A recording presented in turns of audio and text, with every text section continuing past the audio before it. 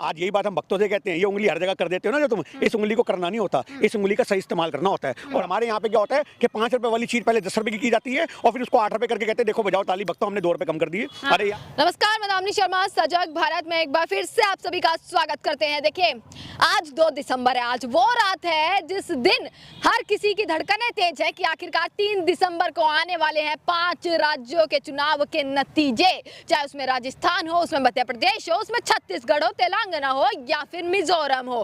5 राज्यों के चुनाव के नतीजे आने वाले हैं और आज की रात भैया ऐसी रात होगी नेताओं के लिए, हर पार्टी के लिए, क्योंकि सबने अपनी एड़ी चोटी का जोर लगाया था। मोदी जी ने भव्य रैली करी थी, राहुल गांधी ने अपनी भव्य रैली जो है वो करी थी, प्रियंका गांधी, हर किसी ने रैलियां करी, परंतु जनता को लुभाने में कौन सक्षम हुआ, ये सबसे बड़ा सवाल है। और इस सवाल का जवाब आपको एग्जिट पोल में भी दिख गया होगा, पर असली जवाब जो होगा वो कल पता लगेगा कि आखिरकार किसकी सरकार बनेगी, किसकी जीत होने वाली है। और इसी मुद्दे पर जो है गिन्नी साहनी जी हमारे साथ मौजूद है, काफी वक्त बाद आज इनसे बातचीत कर रहे हैं, क्योंकि कांग्रेस से आपका जो है पूरा का पूरा जो है आप समर्थन देते हैं उन्हें, आप उनसे जुड़े हुए हैं, इसलिए ये पूछना चाह रही हूँ कि इस बार एग्जिट पोल आपने देख लिया किस तरीके से है। कहीं लगता है कि कांटे की टक्कर है, कहीं लगता है कि भाजपा आगे निकल गई, कहीं लगता है कि कांग्रेस आगे निकल गई है। आपके क्या विचार है कि क्या होने वाला है कल? देखिए एग्जिट पोल में तो हिमाचल भी जीत रही है लोग। बहुत पहले इन्होंने बम भी फोड़ने शुरू कर दिए थे कि हिमाचल हमारा, हिमाचल हमारा। पर जब फेरबदल हुआ तो आपके सामने रिजल्ट है, आज हिमाचल में किसकी सरकार है कहने की जरूरत नहीं है। तो नेचुरल सी बात है, एग्जिट पोल तो आज के टाइम में मीडिया वाले अपनी कवरेज के लिए बनाते हैं। आज 100 आदमियों का, 500 आदमियों का, 1000 आदमियों का आंकड़ा इकट्ठा करके तुम एग्जिट पोल बना देते हो। तुमने कौन सा गली गली जाके लोगों ने सर्वे किए, और एग्जिट पोल में कुछ लोगों के तुम ऐसे विचार लेते हो जो बोलते हैं अरे हमने तो भाजपा को दिया, चाहे वो डाल के आया हो कांग्रेस को वोट।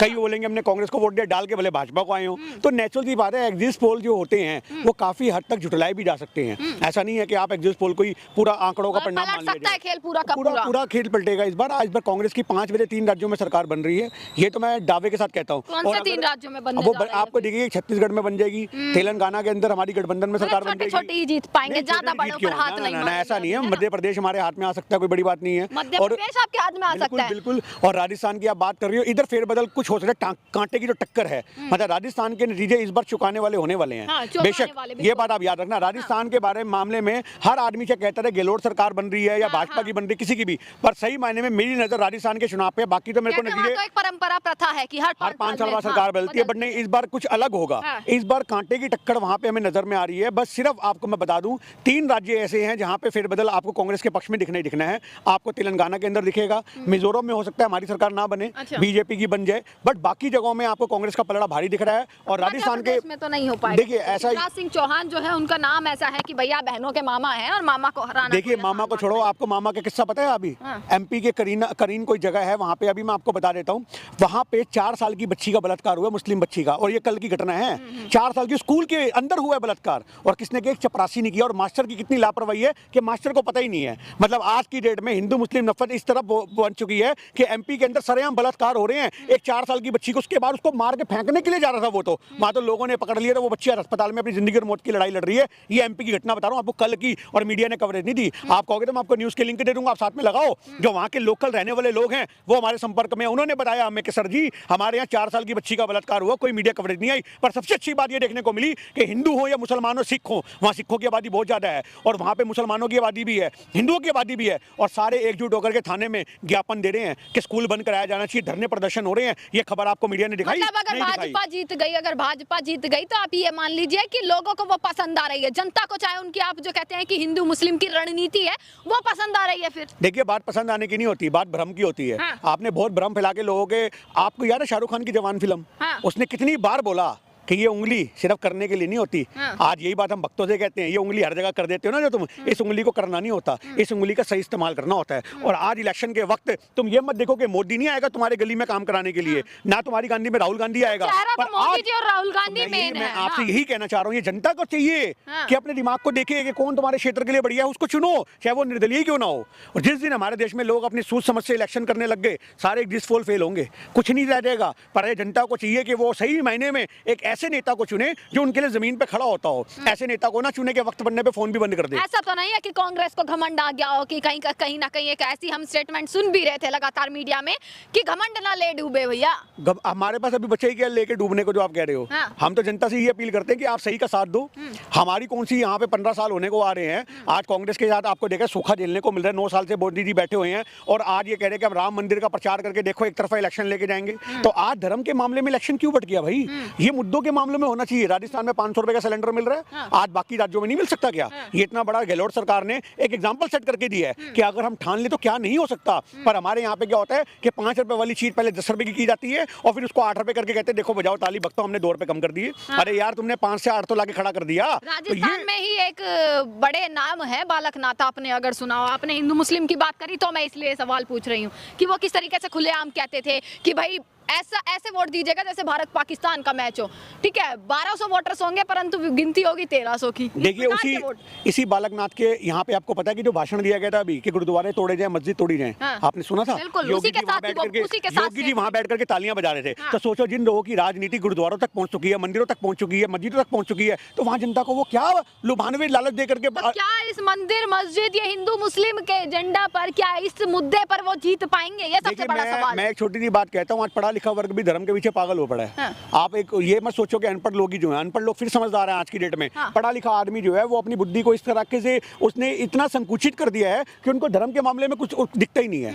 आज मैं कह रहा हूँ कि मैं एक टीचर हूँ, प्रोफेशनल टीचर हूँ, मैं इतने लोगों से डील करता हूँ और हमारे ही सर्कल के जो टीचर लोग हैं, आप समझो टीचर लोग सर्कल के रहने वाले, वो धर्म के मामले में आकर के कहते हैं भाजपा को वोट देंगे, हमें कोई मतलब नहीं है देश में कुछ भी हो, हिंदू के नाम, हिंदुत्व के नाम पे वोट देंगे। तो आप उस चीज को कैसे खत्म करोगे? आप कैसे खत्म करोगे? जब तक लोगों के घर में आग नहीं पहुंचेगी ना, जब तक लोगों के घर के भांडे नहीं बिकेंगे, जब तक उनको नहीं लगेगा दिवालियां पिटने वाला है हमारा, तब तक लोगों को अक्ल नहीं आएगी। पर इनकी अक्ल के चक्कर में गेहूं की तरह घुन पिसता है ना, ऐसी देश के वो वर्ग के लोग पिस रहे हैं जिनकी गलती नहीं।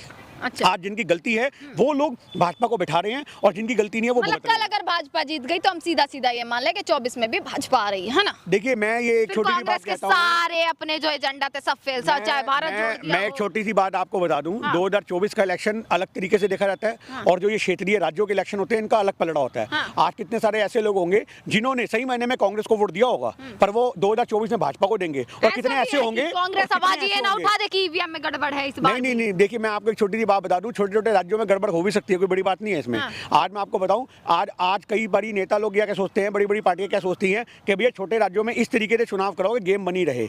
आप समझ रहे हो बात कि 2024 में हम ब्लेम करेंगे, किसको करेंगे हम? आज नेचुरल सी बात है कि अगर आज ईवीएम का झोलमाल होगा तो इनके भक्त यही कहेंगे देखो 2024 में जब तुम छत्तीसगढ़ जीते थे अभी आज करंट में, तब क्या ईवीएम में झोलमाल नहीं था? मतलब 2024 में ही होगा। तो नेचुरल सी बात है कि आपने वो डायलॉग सुना होगा, बहुत पुराना है कि गऊ खाओ तो हाथी का खाओ। तो आज वही वाली बात है, भाजपा की मेंटालिटी ऐसी भी हो सकती है कि बड़े इलेक्शन के वक्त हम कुछ झोलमाल करेंगे, छोटों में तो फेयर डीलिंग होने दो। वहम कल टूटेगा, किसी एक का तो टूट ही जाएगा। देखिए हमारा तो वही वहम ही नहीं है, हमें तो ये बात पता है कि ईवीएम में छेड़छाड़ होती है, कितनी मशीनें पकड़ी जाती हैं। आप जीत गए तो कोई छेड़छाड़ नहीं होगी, अगर वो जीत गए तो छेड़छाड़ हो सकती है। ईवीएम में गड़बड़ी नहीं होगी इन राज्यों में। अच्छा, आपको यही तो मैं कहना चाह रहा हूँ। इन इलेक्शन में ईवीएम में गड़बड़ नहीं करेंगे। इलेक्शन में गड़बड़ कहाँ होगी? 2024 के वक्त होगी। क्यों? क्योंकि उस समय ये कहा जा सके छत्तीसगढ़ जीते जब ईवीएम की खराब नहीं थी, जब तुम मध्य प्रदेश जीत रहे थे, जब तुम राजस्थान में जीते जब ईवीएम में कोई गड़बड़ नहीं थी। यानी कि इनके पास कहने के लिए, मीडिया वालों के पास कहने के लिए कुछ छोड़ देते हैं, और 2024 में जब ईवीएम में गड़बड़ी होंगी, ईवीएम चेंज होंगी, तब इनके भक्त निकल के आएंगे, मीडिया निकल के आएगी, जब हम लोगों को काउंटर अटैक करेंगे। क्यों? उस समय क्या हुआ था सरदार जी जब तुम छत्तीसगढ़ जीते थे, उस समय क्या हुआ था जब मध्य प्रदेश जीते थे, उस समय क्या हुआ था जब राजस्थान जीते थे, क्योंकि उस समय फेयर डीलिंग हुई थी।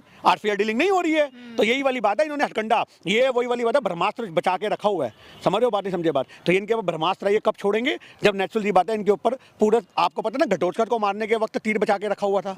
जब घटोत्कच को मारा था, आपने देखी महाभारत, तो घटोत्कच को मारा था, तीर बचा के रखा था कर्ण ने, और उसी ने घटोत्कच को वध कर दिया। और वो तीर किसके लिए रखा हुआ था? अर्जुन के लिए, पर वो कृष्ण ने चलवा दिया किस पे? घटोत्कच के ऊपर। तो आज यही वाली बात है कि इनके ऊपर ब्रह्मास्त्र है जो 24 में निकलेगा।